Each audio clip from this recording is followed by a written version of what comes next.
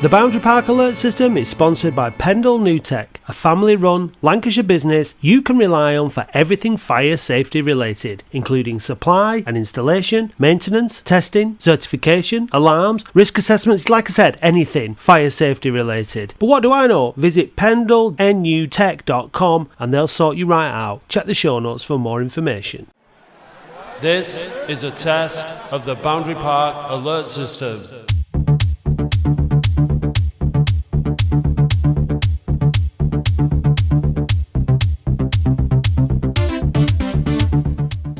Hello and welcome to the Boundary Park Alert System podcast with me, Matt Dean. I'm back from I don't know where he's been. He's been all over the place. He's not been around these parts for a long time. Podcast or phone-in parts, replacing Andy Halliwell for 1 week on the podcast. It's Sexy Dave Bradley. Hello, Dave. Hello, how are you? Where have you been? I've been Twickenham and Canada. So I've been in Canada for yeah. On a work trip. Just doing the. No, it was an Oldham athletic exchange, sexy mission, whereby I had to invoke my sexiness and charisma on the Canadian people. It went very well, but there was nobody coming back from Canada. Carlo Carrazin was not available, so yeah, it was just me over there. In a absolutely fantastic country, may I add. They are lovely people, and it was amazing. 4 days, but it was quite a short trip, but yeah, it was good. Yeah, and you had a bit of a nightmare getting back, didn't you? Which is why you didn't come on the phone in on Thursday. You had literally landed in a very, very bad mood just a few hours before the phone in. Yeah, Heathrow Airport staff are the most incompetent people I have ever met. They're more incompetent than Barry Owen and more Lensegren. They're that bad. Well, obviously, Heathrow Airport have no one to counter that, Dave. So it's that's your word only. But you didn't have a very good experience. It was a very, very long trip, and the last thing you needed was to come on the phone in and talk about Latics. So you went to bed, I presume, with a cup of hot cocoa and just relaxed. I had a sleeping pill. I went to bed at 7 o'clock. Yeah, right, fair dues. But you're back now because Andy is somewhere else. I have no idea where he is. Can't remember. But he, So it's a good one for you to come back to, though. Post Accrington Stanley, the East Lancashire fixture of the weekend. I won't call it a derby because it's. No. I don't know what the definition of a derby is, but it's something to do with locality. But I think it's also to do with rivalry in it. So, but it's certainly an East Lancashire game, a short trip over to Accrington through the misty hills yesterday. It was a nice little drive over, but it wasn't great. So you didn't go to the game, Dave. However, our fan guest did. So let's get to work identifying who the fan guest is. And you've got the questions there, Dave. I have. What was your first game? First game was Port Vale at home in 1991, I think, promotion season. So 1-2-0. Ritchie and Redfern scored. Can't remember much about the game at all, other than the plastic pitch and the cart that they used to push around in front of the Chaddy end to sell drinks and stuff. And there was snow on the side of the pitch. It was freezing. Yeah, but yeah, it was a good time to go. Yeah, good season. Who was your favourite player? Like a lot of people of that era, it's Andy Ritchie, who I met in the 1895 bar last weekend as well. So it's like a small child queuing for a photograph. Sorry, I was going to say, because he's got no hair and he has had no hair since back then, he don't look any different, does he? It's just, he doesn't know. This is exactly the same. Yeah. Well, sorry, Dave. And excluding Wembley, what was your favourite away day? So that would be Aston Villa away in, was it the 92-93 season, where we had to win those last three games. Yeah. It was the last away match and we beat them 1-0. Nicky Henry. Stopped them which obviously gifted the league title to United. But yeah, what a day that was. I was only young at the time. But yeah. Nick Henry scored that day, didn't he? He did, yeah. I think Dean Saunders hit the bar. They were all over us, you know. Yeah, we held on. But brilliant defensive performance from Jobson and Fleming. It was just an amazing 3 matches that were. Quality defensive pairing, them two. And give us a little known fact about yourself, mate. Little known fact, if it's Latics related, I presented Oasis Player of the Year to Mike Milligan on the start of the 93-94 season against Ipswich Town. They stuffed us 3-0 that day, and Ian Marshall had literally just signed for them and scored against us. I just remember being in the players' tunnel after the match, getting all the players to sign autographs on the back of the big check that we presented, and Ian Marshall walking in, and I just turned my back on him. Yeah. So come on. Yeah, go on, Dave. Who are you? I am Scott Hardy. Phone-in viewers may recognise Scott's voice from the phone-in. You've been on there before, haven't you? I have, yeah. A couple of times, 2 or 3 times, I think. And you mentioned about presenting the Oasis check. Does that mean that you have spent time in the south? Because you don't live in Oldham currently. You don't live in Oldham, do you? So tell us a bit about where you live and your background. Yeah, no, I live in Bradford now, in Shipley. But I grew up near Milton Keynes, actually. So Leighton Buzzard. So I started going with the original Oasis crowd and my dad when I was a kid. My dad was from Oldham, and my granddad lived up there. So he used to take me to the matches and followed them ever since. Had a brief spell living in Manchester, but I've been in Bradford for the last 20 odd years now. Well, I'm pleased to say for you, there's no trace of a southern accent, so that's good. No, is there not? No, right. No. You sound break in between. You sound northern, so maybe it's when you're talking to northerners. It's like Andy Halliwell's Cockney, so you can hear it, can't you? He has a bit of a twang, doesn't he? Yeah. Listen, I've been down there, right? And when he's been talking to like other people from down south, and he doesn't know I'm listening, you should hear his accent. It sounds like proper Cockney, and then and then as soon as he starts talking to me, it's like, oh yeah, I'm from Charleston, mate. You know, it's like honestly, he goes from Ray Winston to Craig Cash. He goes, right, you get me this right now, all right?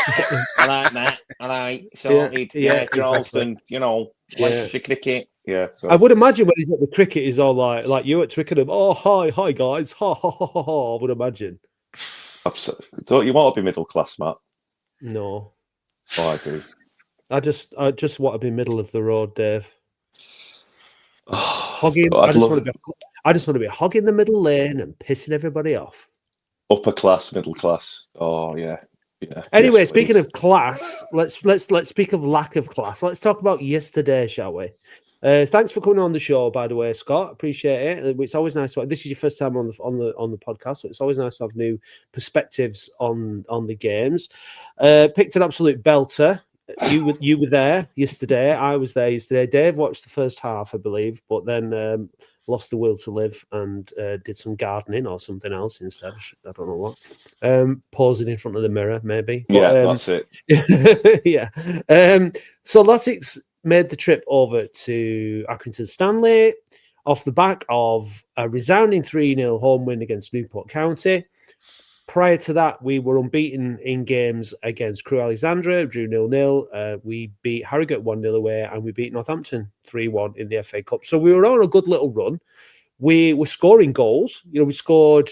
All right, the 2 games against Crewe and Newport, we only managed. Crewe and Harrogate, we only managed 1, but that's not no big deal. 6 goals in the 2 games against Northampton and Newport. So I think with good reason we were going to Accrington Stanley, a team below us in the division, with confidence. And I was having a quick look in the car on the way over at the teams below us, and I noted that we'd not been beaten by any of them. And when the teams that we played that were below us in the division. So there was no reason to fear Accrington Stanley yesterday. Fans were confident. I would imagine the players were confident after the second half performance against Accrington Stanley. So the questions really were, we spoke about it on the phone and we spoke about it on the podcast last week. How is Mickey Mellon going to set up? And then Mickey Mellon, who, for reasons unbeknownst to himself, decided, you know what, I'm going to try something a little bit different today. I'm going to go with 1 up front and I'm going to bring Payne back in. He's not been playing, and the man up front is going to be Quigley on his own. It was very, very bizarre. Scott, what did you think of the starting line? Before we get into the nitty-gritty, what did you think of the starting lineup when you saw it? Did you know what the formation was going to be?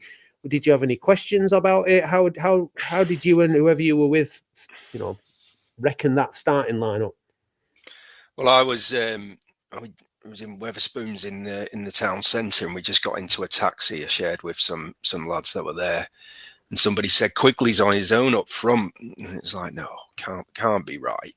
So I clicked in to find the team and saw it. I was like, yeah, it is. What a bizarre choice, but I tried to have a positive spin on it, thinking, all right, there's a game plan here. We're going to go in, just let them come at us a bit, finish half time at 0-0, make the tactical changes at half time like he did against Newport, and then we'll come and batter them second half. But that wasn't the case. It was just a very, very, very strange for a game that we should have been, it should have been in for the taking. And it looked like we were just setting up this negative for a 0-0. We never seem to create with one up front. It was bizarre. It certainly was bizarre. It's not a formation that he's tried all season, so it was a first attempt at that formation. Dave, what did you think when you saw it? Dire, waste of time. Negative tactics equals negative football. No creativity. There was just nothing, and it was either the squad was decimated with a bug, or he completely had a meltdown in training on the Friday. I thought it was injury. I thought it was injuries, but it wasn't. Was it? Clearly, Mellon came on, Fondop, Stevens, but it struck me as Boston United away last season. One up front, just struggling, just trying to get a draw and trying to just get points on the board. And for a derby, as you said, derby or a local game, it was just really disappointing, I thought. And, I can see why a lot of fans are frustrated with the result.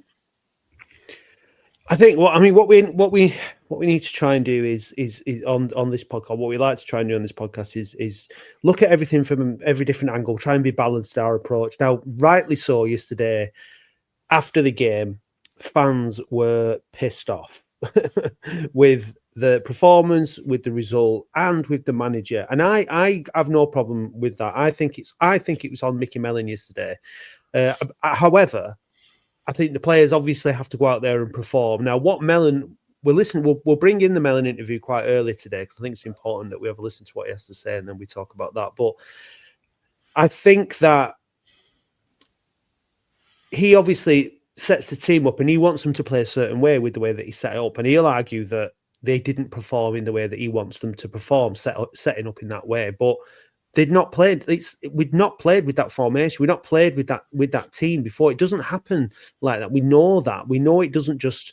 You change the formation, you change the personnel, and it works. The last time we did that, the game that it's most relatable to, I think, is Notts County, where he did a similar thing. He played Quigley out on the left for some reason. Played like a 4-3-3, very narrow. Got exploited down the sides. It was like that, and. It was obvious. I think what frustrates us in situations like this is it's obvious from even before a ball is kicked that it's not going to work. It's not. And this is where it gets a little bit confusing, because we know that Mickey Mellon knows more about the game than we do. We take that as a given. We're not trying to outsmart somebody or think that we know better than somebody with all those promoters. It's 6 promotions under his belt. He's played the game. He manages to get. You've got Dave. You're pulling your face there, but I'm joking. I'm yeah, kidding. Yeah, yeah. But it's so we respect him and we like him. We do. So we do. It's not about. People flip, don't they?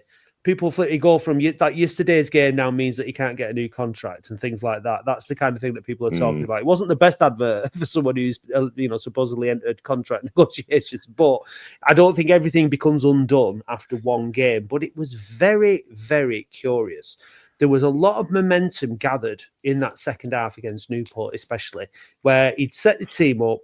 Again, he'd set the team up against Newport in a way that wasn't working. It wasn't aggressive enough. It wasn't offensive enough. It wasn't exploiting the areas that Newport could be exploited in. And he identified that at half time, made the changes, and put out a team that really, really had a go.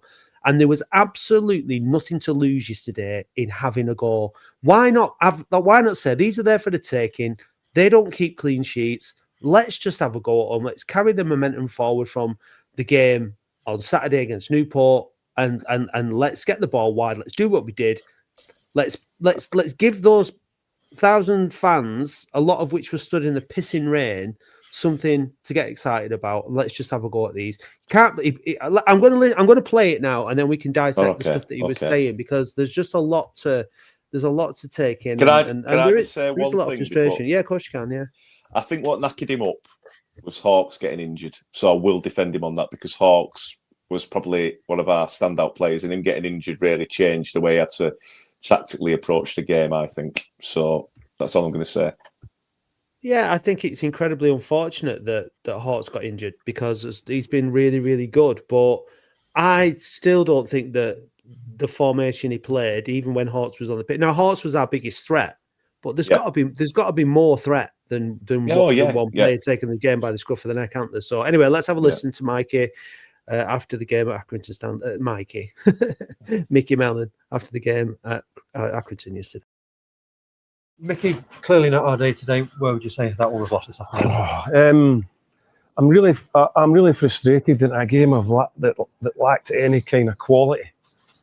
That we've lost a goal from a set play. That's my real feeling, is one of real frustration, because let's be fair, it lacked any kind of quality from, I don't like to say both teams, because that's not really what I should just talk about my own team, but the game lacked any kind of, that you went, oh yeah, that's great, that's good, or and you knew before that it might be like that. And we spoke before about the importance of set plays and in a game like this, and the importance of that when you did get the wee moments that maybe you could go and show us how good a player you were. We could show better quality, but we just sort of didn't today. But then at the other end, we didn't really have to defend much either. So it's a really frustrating one. We spoke about the first goal of today because we thought it was two teams that was kind of like the game said at the end. So I'm a really frustrating afternoon, because I don't really think that Andy really get their teeth into it, did they? I really don't. Maybe really get their teeth into it, and it was always going to be separated by a moment, really.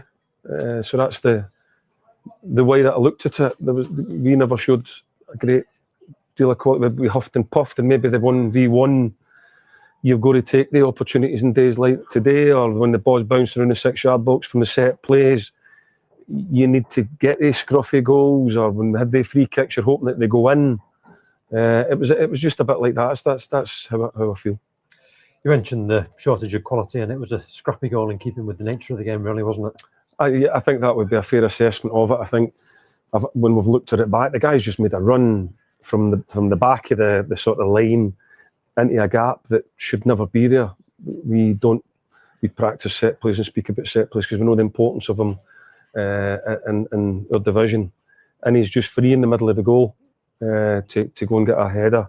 And what was probably, I'm trying to be fair because I want to be fair, probably Accrington's only effort. We didn't have many. We had the Drummond one that was going 1v1, a couple of that sort of bouncing around, but they're really important that you've got to get them right.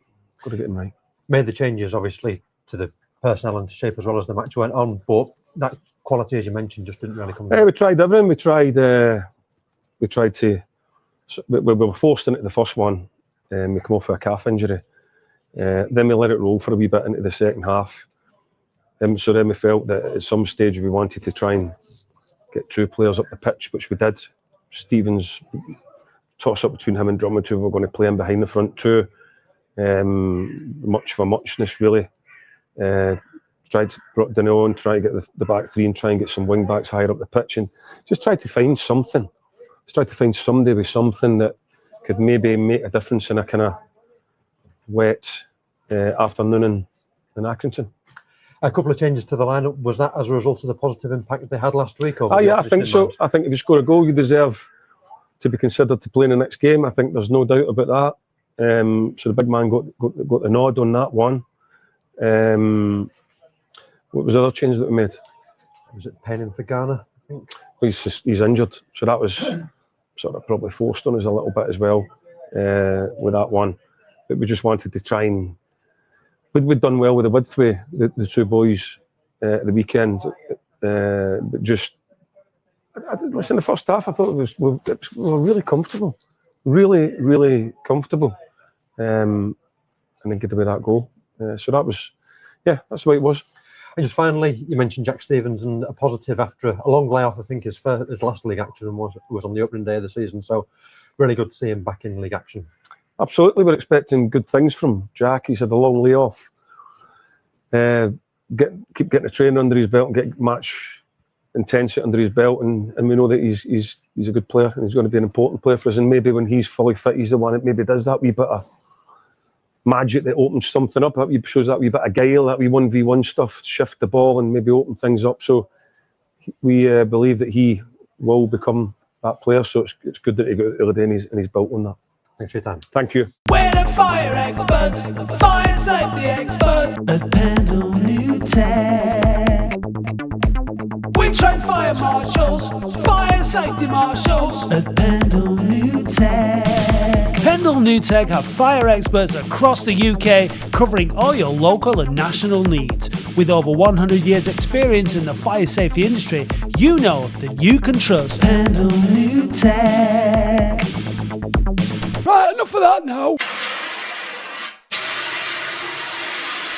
Now, we usually end those interviews or come away from those interviews saying that we kind of agree with a lot of what Mickey Mellon was saying, and we appreciate his honesty and stuff like that. But it felt to me like he wasn't being completely honest in that interview. Like maybe he was holding stuff back. I've got something I want to show you here. Paul Prendergast has been putting some few interesting bits up on not that one on the on Twitter, and he said here we've gone behind 9 times this season. Out of those 27 points, we've recovered to take 4 points. So basically, if we go behind, we really struggle to get back into the game. We've taken the lead 5 times in 18 games and won all 5. Right. So when we get ahead, we tend to win, and that means having a goal and scoring the first goal, doesn't it? And the feeling I got from that interview and the interview we did with GMR, Great BBC Manchester, was that he expected this game to be a turgid game, and he turned it into a turgid game. That's what he expected. He expected it to be a physical, battle, a scrappy game, not much quality. And that's what he set the team up for that. Instead of sort of saying, let's just go and have a goal. We need to get ahead first. We need to score an early goal. We need to get the fans behind us. We need to shut their supporters up. Drummond came on and did really well on the right-hand side against Newport. He was a real threat. Hawks played really well on the left-hand side. Pett and Woods were sat in the middle of the park, and then we had 2 up front. He said Ghana being injured meant that bringing Payne in was forced into that. It wasn't forced to play Payne in behind the one striker, was it? He could have brought another striker. He had 2 Fondop. strikers on the bench. Yeah. He had Fondop and Mellon on the bench. So I just think it was. I'm not buying it. I'm not buying. He's talking pipe. Absolute pipe. He went for a 0-0. He wanted to get a draw, and the pass completion rate in the first half, the number of shots. Admittedly, we had more than Accrington, but they were not even half chances, were they? They were just like they were sort of on target. Fouls committed, more fouls. The defence had more clearances, headed clearances, aerial duels 1, tackles 1, interceptions 3.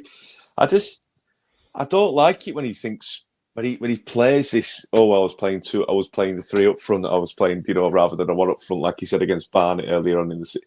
It just feels like I just don't know. As you say, it makes a mockery of the fan base a little bit, doesn't it? When he says stuff like that. But paying him for Garner makes no sense at all in a game where we're playing against a team who concede a lot of goals. Put two strikers on and put the striker on who scored the most goals. Because Quigley, with all due respect, he's scored tap-ins, hasn't he? And one header of naught. So he's not as if he's a mobile striker who'll chase the ball down. He works hard, but it's not that sort. It's not his sort of game, is it? He should have started Mellon and Fondop, if anyone. Do you know what I mean? I'm not gonna have a pop at Quigley for his performances today because he played up front on his own, and I think it's a thankless task. And I think you have to have an incredible ability to make the ball stick.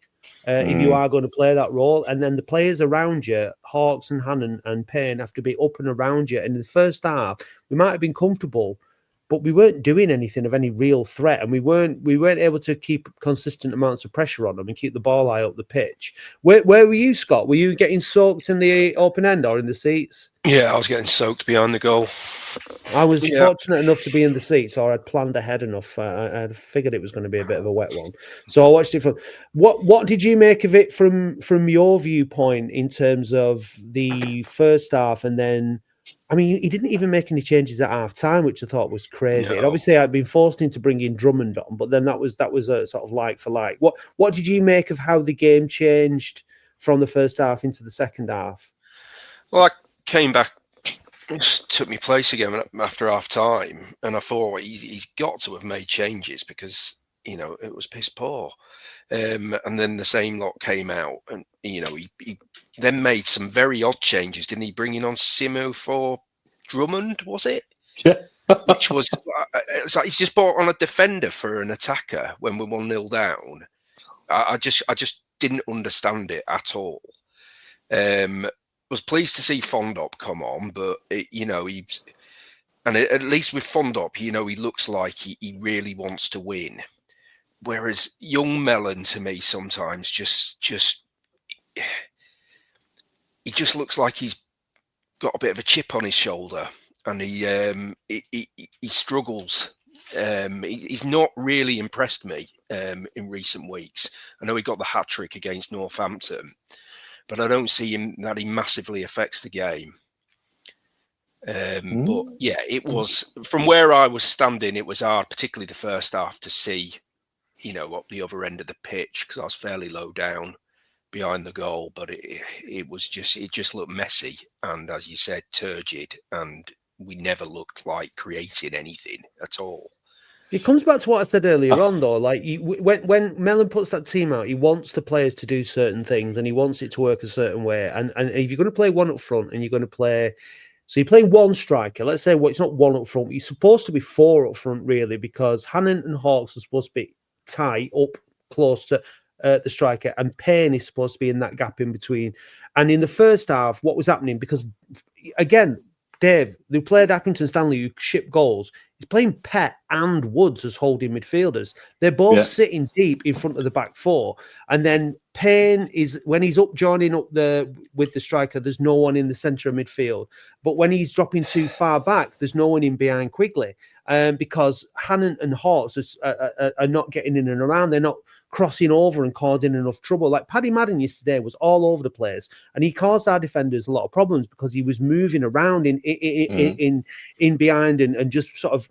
And I think if you're going to play players in behind the striker, they've got to do the same. They've got to make different types of runs and whatnot. Now, in the second half, what happened was Payne was doing more runs. He was getting further ahead of the striker, and there was a little bit of a difference. But it was too little, too late, because by that point it was just not effective. And Payne did come off, and like you said, he brought Drummond off. So he brings the lad on, then he brings him off, which is pretty grim for any player. But we lost. What frustrates me is with the momentum that we had coming off the back of the Newport game, with the way we played. I think we were all up for seeing a team similar to the one that started against, finished the game against Newport. And if that was Joe Quigley up front, fine, but don't play him up front on his own. Let Pett and Woods play in the middle of the park, but have them playing further up the pitch. Get Robson on the ball, with Hawks on the ball out on the left, like they were doing with the overlaps and getting the balls in the box. Get Drummond and Caprice on the right hand side linking up. Caprice had a shocker yesterday. He did not have a good game at all. But he didn't have support. He didn't have somebody playing with him out on the flank. So I just think he got it all wrong. And then it was his 800th game yesterday. But the substitutions and the way that he managed the game, it didn't look like that. It didn't look like he was like, I'm trying this, I'm trying that. It was just a bad luck. And it's a bad day at the office for Mickey Mellon. He's a manager. He's a human. He's doing his job. We all have good days at the office. We all have bad days at the office. I'm putting that down to it being a bad day at the office. How do you lads feel? I think that when he said like, "Oh, we're in control at the first half," if that's control, I'm worried because we're 6 points off the relegation zone now, 23 points. And I think it's Harrogate who are on 17. We're not far away. If we put performances in like that week by week, we're going to get dragged into it very, very quickly. Now, we've got a good experienced manager, but when he says we're in control and we played that badly, it is of naught and concern. And putting square pegs in round holes is not the way to do it. Now, Stephen's coming back. Hopefully, he'll be that attacking midfielder behind where Payne was. But Payne played in defensive midfield predominantly last season, didn't he? In front of the defence. And he can't play an attacking midfielder role. And he's too narrow in his midfield. We've said it once, we've said it again, and we've said it again and again and again. Our midfield it's all square pegs in round holes with no... And we get through games, luckily, using the experience of Pett and Woods. But if we play with someone who's going to overload the midfield, which they did yesterday, it's a no contest. It's a no contest in midfield, and that's where they won the game. They went wide, they played the through ball, and the guy running at the back where the gap was in the midfield, all right, it was class as an own goal, but it was a free man all the way through. So, yeah, I think that's my concern. Scott, we've got Dave's, obviously talking about there is a threat. It's 3 down it's 2 down in this division actually. So it's not there. It's tough to get relegated, and I think we've already proven that we're better than a lot of the sides in this division. Like I say, yesterday, I think if we'd have played a different team, a different formation, we might have won the game. But looking ahead to what's coming up, oh no, that's the wrong one again. What's coming up? We've got Walsall at home, Crawley away, Tranmere at home, Grimsby away, Walsall away, Chesterfield at home, Bromley at home, and Notts County at home. Like, some tough games there. Like, we've got a really tough run coming up, and I think we need to be confident in what our best style and our best team is. And Scott, do you think we know that? Do you think we as fans know that? Do you think the manager knows that? Is it changing all the time because of the situation with injuries? What do you think?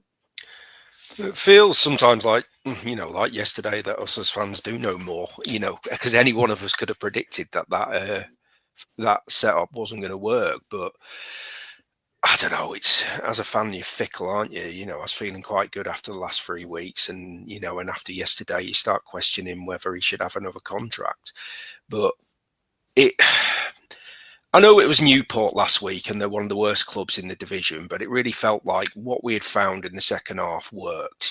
We were playing wide, not coming, playing too narrow like we were yesterday. We were creating stuff. It was exciting to watch, and we created chances that we missed. And of course, we were creating the chances, and we scored 3 goals from them. We're still absolutely shite at set pieces. Every time we get a corner or a free kick near the area, you just don't get excited about it because we don't create anything from them. Bar Harrogate, where we got that goal, you'd think we'd be practicing these more often, but the amount of corners that I've seen this season that have just resulted in nothing, it can't be normal. But yeah, have we? No, I don't think we've found the formula to take us forward, and that, you know, the run of games that we've got coming up is going to be a massive test because they're the stronger teams in the division. And if we're going that set up against a, you know, with all due respect, a pretty crap team like Stanley, it's worrying. But I'm not panicking. You know, we're not going to go down. I'm confident of that. But it's just frustrating because it's just the lack of consistency that we're seeing. I know injuries have played a part, but you know, we didn't have to do that yesterday. That was a choice. It was a choice to go there and play that formation and play with that team. And you know, we didn't have to do that. I think, like I said, I think he manifested that performance. I think he thought he was that's what he was expecting. It's going to be a turgid, tough, scrappy, low quality game, and he set his team up accordingly. Unfortunately, rather than sort of like going into it with the mindset of, right, we're going to beat you, we're going to get ahead, we're going to have a great away following, we're going to get ahead, and we'll beat them, and we'll put this game to bed. And I think that the players just seemed a bit, I don't know, but it's all speculation, but I would imagine that if I was a player coming off the back of that game where you've just scored 3 goals, you've not been beaten in like the last 4 games, you're not conceding many, I'd be thinking, why are we set up like this? Why has he done this? And I feel that there was a reaction from the players, which wasn't. It might not have necessarily been on purpose, but you know, I think they were just a bit. Why can't we just go out and beat these? Because that's what I'd be feeling. I'd be feeling like, right, why is Drummond not starting? Why is Fondop not starting? They were both brilliant last week. Why are they not starting? All right, let Quigley start. Stick Mellon on the bench. Quigley and Fondop up front isn't necessarily a good combo, but you know, give it a go. And let's get crosses in the box for them both because they're both big, powerful lads. And I think it must have affected the players yesterday because I think that it was like. I think we felt the same way as the players. The players would have felt the same way that we felt yesterday.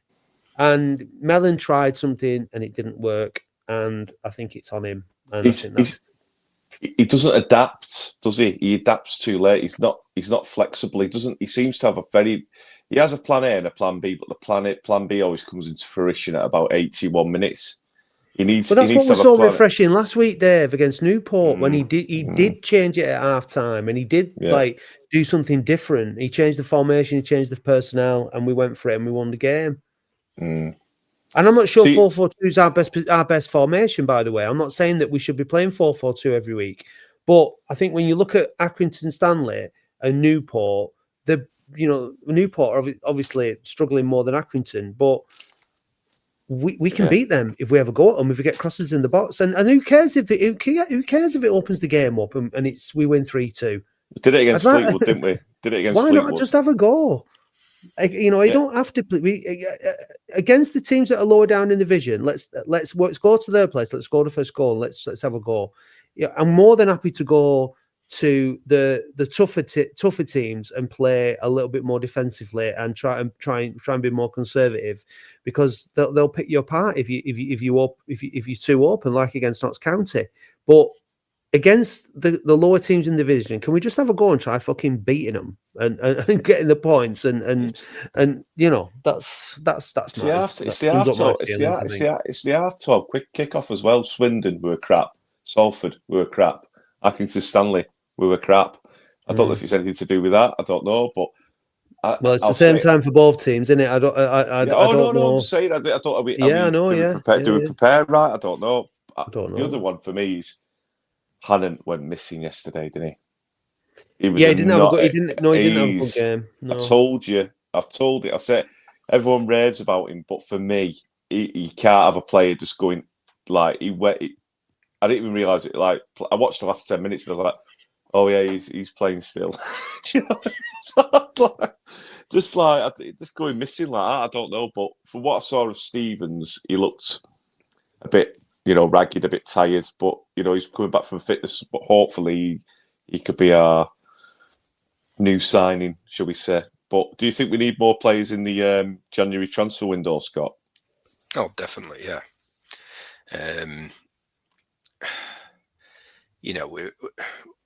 We've the attack and the midfield. We have to do something to solve that issue, because we're just not. It just never looks like you never feel confident that we've got the right formula before every game. And what the actual fix is. We've got quite a few strikers, but somebody in that number 10 role, somebody that's going to create more, or an attacking midfielder, rather than constantly playing too deep with Pet and Woods, or switching around Pet, putting him on the left and the right and everywhere that he's had to play this season. He should be settled in the centre of midfield. He's one of our best players. But no, I'm not sure. We have to strengthen. Absolutely have to strengthen. But yeah, I mean, playing Woods and Pet so deep against Accrington Stanley, just in the first half, it was just so boring. I remember looking across to the clock and it was like 25 minutes gone, and I was like, "Is that all?" It's just like, oh God. It was just boring. It was just really boring. And those kind of games, like, they should be like, let's have a bit of blood and thunder. You know what I mean? Let's have a go. Don't be so conservative all the time. It's boring to watch. And I don't think we've been able to put our best 11 out. That is definitely a thing. Stevens would definitely feature in there. Ollie Hammond was making a big difference when he was in that role in behind. But we had two strikers, you know what I mean?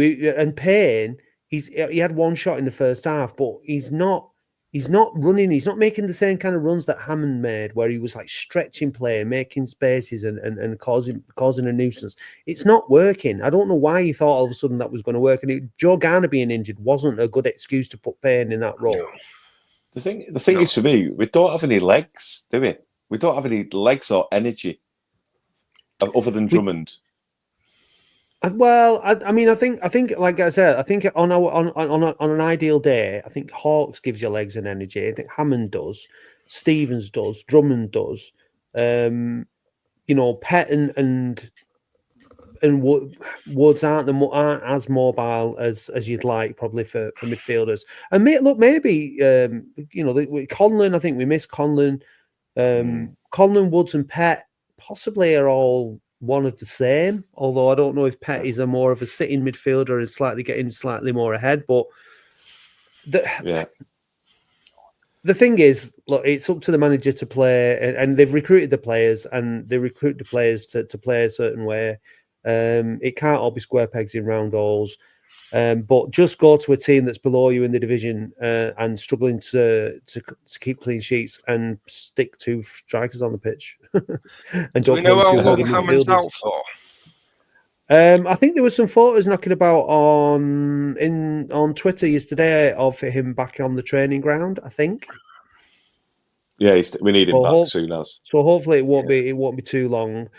I mean, so before we were playing with say Woods in the holding midfielder position, then with three in front of them. Like, this is like how we set up against Newport last week, but it wasn't working. So, but then I think it's probably because we didn't have a Hammond or a Stevens. So I think for me, let's say we play with Woods in front of the back four. Then you've got Hawkes on the left. Obviously, he's injured. I don't know how that is. Then Stevens or Hammond in the middle, and then let's just say Hannon or Drummond on the right of that three. Like, is that how we would set up, do you think? Because I think he's always going to want a defensive midfielder, and he's always going to want Woods. I just don't see the need for two defensive midfielders. Like, it's a back six. It's effectively a back six yesterday against Accrington Stanley, with all due respect. Yeah, I would have put Woods in front of the midfield, and then put Pet, and then probably Payne in the central midfield role, not behind the strikers, and then just play with width. But we've got no width. That's the problem. Well, we have if we play like against Newport, when we had Hawks on the left and Drummond on the right, and we had Pett and Woods in the middle, and they played further up the pitch because we're playing a poor team. I think we could have pinned Accrington back yesterday and played higher up the pitch if we'd have given it a go. I just think we don't have enough for variation in the wide play. You know, it's Drummond or Hawks. That's it, isn't it? But that worked really well last week, though. I'm just saying, but you need a little and bit of they variation. had confidence. He scored his two. Didn't he score his 2 goals from when he'd been switched out wide, Hawks, yesterday? Last week. I'm not sure if he did. But it just seemed to me that seemed to work really well, and then to change it so drastically, just killed the momentum. It's like Morris. What has he? What I've seen of him, he's okay, but what is he? I don't know what he is. No, I'm not sure what his best position is either. So I don't know how to. And Hannon, who played left wing back predominantly for Gateshead, has been playing really central for us. So again, I just don't know. I don't know. Obviously, Mickey Mellon knows, but I can't seem to fathom his decision making sometimes, and that's what I think when you can't understand. It causes frustration, doesn't it? But when you're winning games, it doesn't. So we when we play badly, we really play badly, and that's the thing. We don't seem to grind out the result, or as Paul said with those stats, we don't ever seem to come back. You know, other than Barnet, where we had an horrendous referee, where they went out with that penalty, we did play well, but. We just when our heads go down, they really go down because we've lost our leader, haven't we, in Tom Conlon?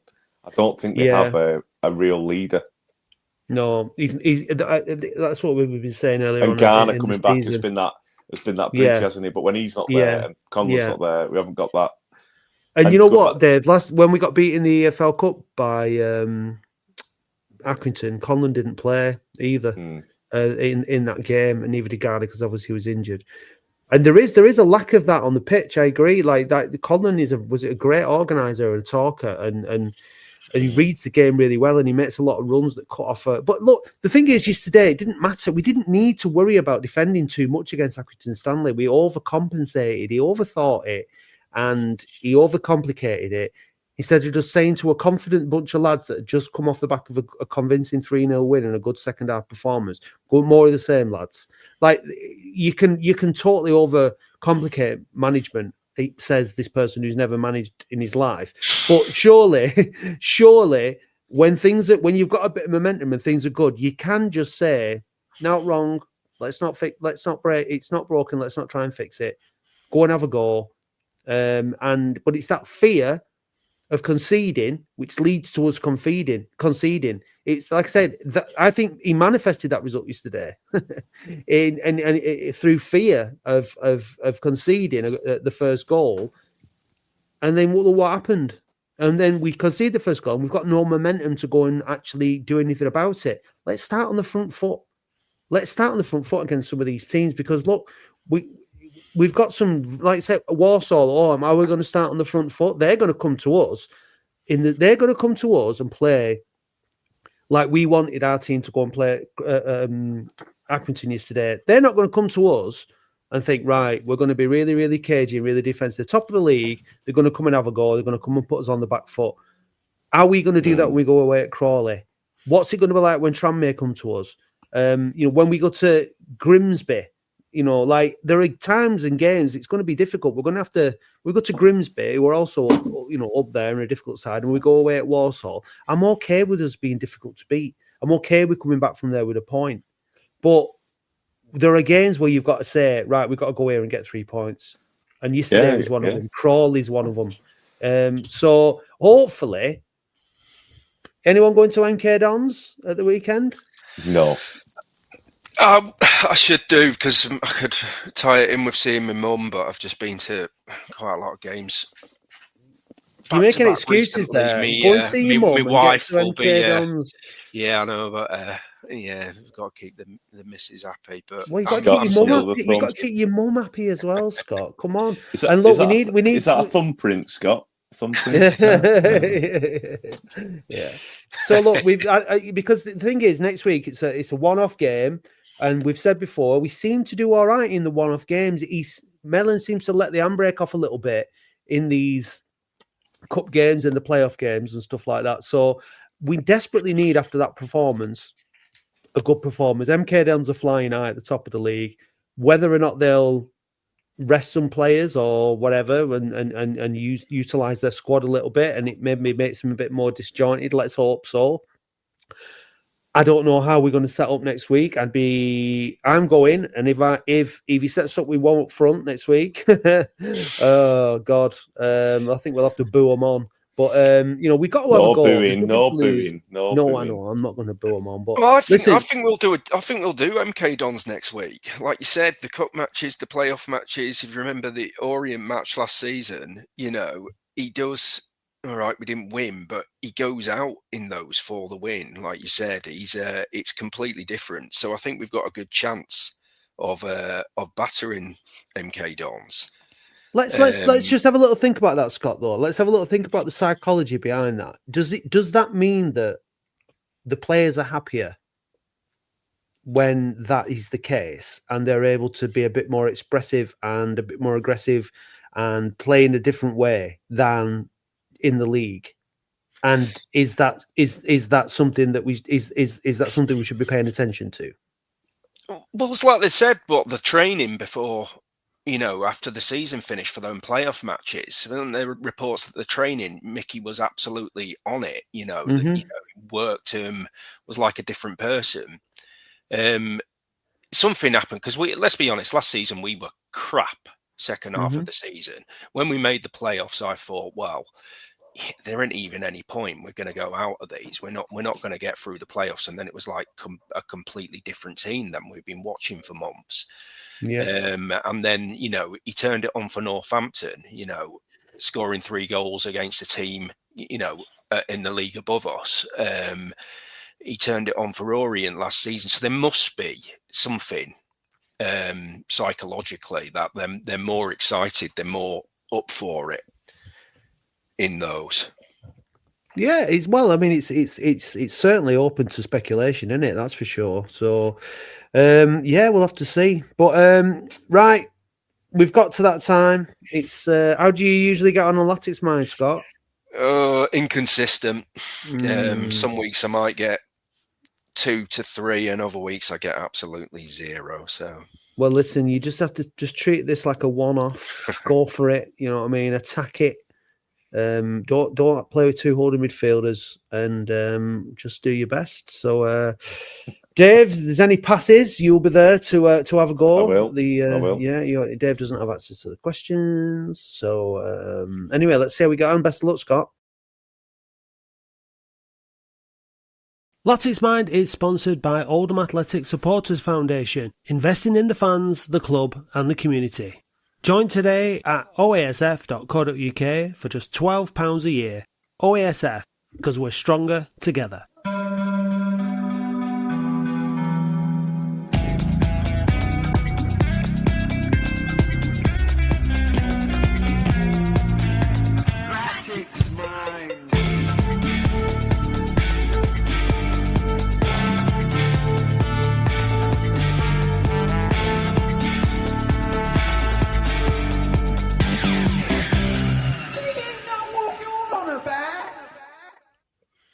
Latics have sold 5 players for $1 million.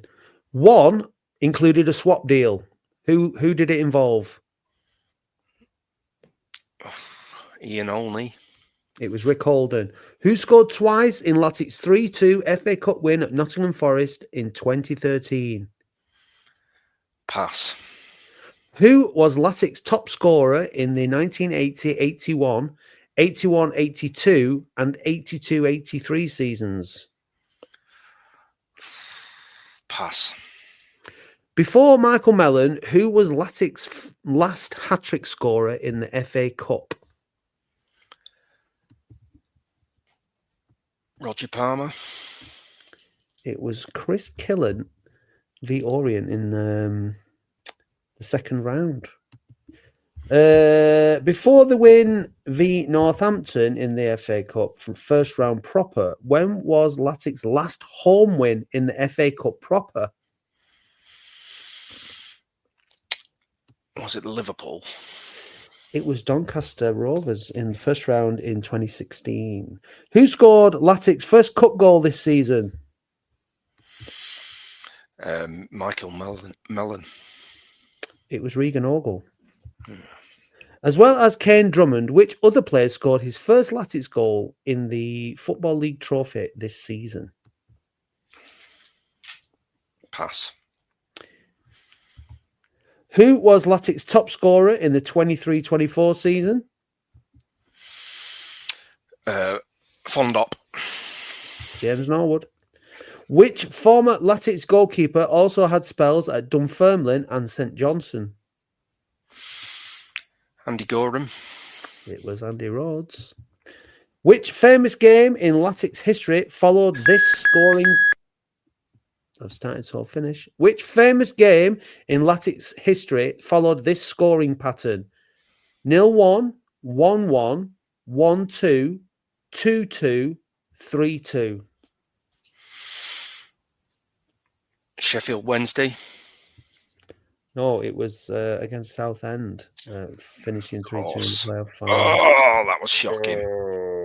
So you got a big fat 0, I'm afraid.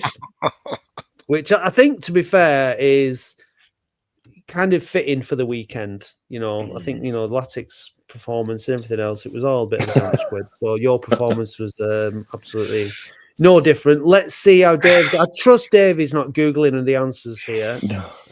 He's just having access to his own Latics mind. You did pass on a few. The first one you passed on was who scored twice in Latics 3-2 FA Cup win at Notts Forest in 2013? Jose Baxter. And it was Robbie Simpson. Robbie Simpson. I wrote them both down. I wrote them both. Who was Latics' top scorer in the 80-81 season, plus the 81-82 and 82-83 seasons? If in doubt, Andy Ritchie. Andy Ritchie wasn't there in that time, Dave. It was Roger Wilde. Well, fair enough then. Yeah. And as well as Kane Drummond, which other player scored his first Latics goal in the Football League trophy this season? Ryan Woods. It was Kieran Morris. Well, there we go. So between years, you got 0. Yeah. Not So, good. like I said, just purely in keeping with the theme of the weekend. So never mind. Yeah. Right, I hope you did well at home. Yeah. The Boundary Park Alert System is sponsored by Pendle New Tech, a family-run Lancashire business you can rely on for everything fire safety related, including supply and installation, maintenance, testing, certification, alarms, risk assessments, like I said, anything fire safety related. But what do I know? Visit pendle-nu-tech.com and they'll sort you right out. Check the show notes for more information. So there we go. Latics Mind was... we drew a blank, and we drew a blank at Accrington Stanley. Dave, do Latics have a single prayer of progressing into the big, exciting third round draw? No. With the win against MK at the weekend, no? No. I think we'll get beat. Yeah. But we'll get battered. I think we'll get battered. Yeah. I mean, I've been to MK quite a few times and never seen us win. So I'm not... 7-1. I'm going... Oh, God, don't say that. I'm going with the hope of things being different. You know what? I am literally going because the games aren't streamed, are they? Anywhere. Right. And, like, so in order to be able to actually talk about it, I'm going to have to go for the podcast. So I'm going for that reason. But what we're doing is we're driving down to MK in the morning for the game, and then we're driving back up to Birmingham, and we're going to see the Inspiral Carpets in Birmingham on the Saturday night, staying over in Birmingham. So that's the plan. So it should be good fun. Should be a good day, all in all. Regardless of what happens with the football, we'll have a good night in the evening when we see the Inspiral. So I'm really looking forward to that. Any other business, Dave? Any other comments, Scott? Anything you'd like to share while you've got the opportunity? No, we'll do MK Dons. I'm confident of that. We're due a third round draw. Nice big one. would you? Football doesn't work like that, does it? Well, unfortunately? we You know, are. Would you win at MK feeling- Dons? Would you a third round You'll win draw? at MK Dons, you know. I might see you there. I might end up going, Matt. I don't know, but you know, on the padded seats. Yeah. But no, I'm confident. I'm not confident for the rest of the season, but I'm confident for a win at MK Dons next week. We're looking hope.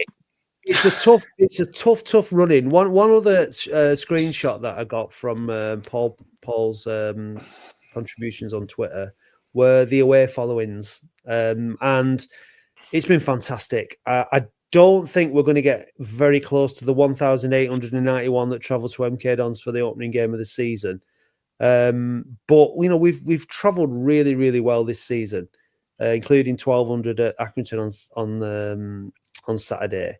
And hopefully, the fact that it's not streamable will tempt quite a few people to go and watch it. And at the end of the day, you're going to be rattling around that big ground, aren't you? It's not going to be a big crowd. They're not going to have many. It's going to be a bit grim.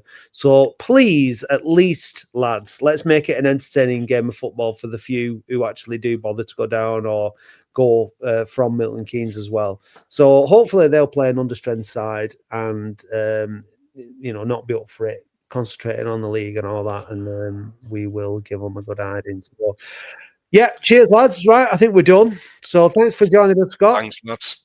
Thanks for having me on. Dave, thanks for showing your face again and reminding us all you still exist. And sexy. Phone in. Yeah, phone in. I'll be there. Thursday. Don't worry. Be there. Yeah, Okay. I'll be there. Just checking. Right, I'll see you Thursday then, Dave. Chill out, babe. Lovely. Right, I'll see you in a bit. All right. See you later, everyone. Thanks. See you later, guys. Cheers. Bye. Hey Dave, did you know that listeners can now buy us a coffee or any other kind of hot beverage? Ooh, What's your favourite hot beverage, Dave? a macchiato. And how do you like your macchiato? Black with lots of milk. No cream? No, Well, if you want to buy Dave a macchiato. then go to buymeacoffee.com/We Are Oldham. I'll just have a Nescafe. Ooh, thank you, listeners.